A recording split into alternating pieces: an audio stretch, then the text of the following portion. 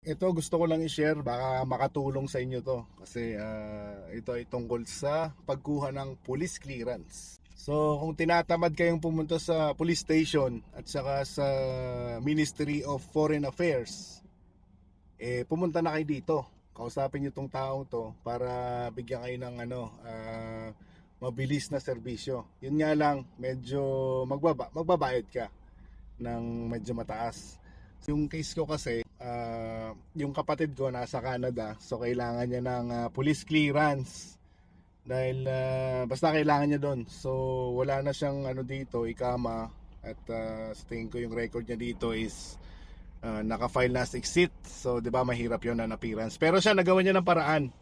So ito, kukuha ko lang. Ito na yung police clearance siya, meron ring stamp at andito rin yung pinatranslate niya na rin, saka itong criminal clearance certificate. So lahat na yon at ginawa niya without appearance.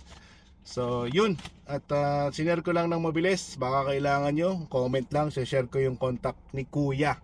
So kabayan po siya. Yun lang, at i-deliver niya kung nasaan man kayong lupalop.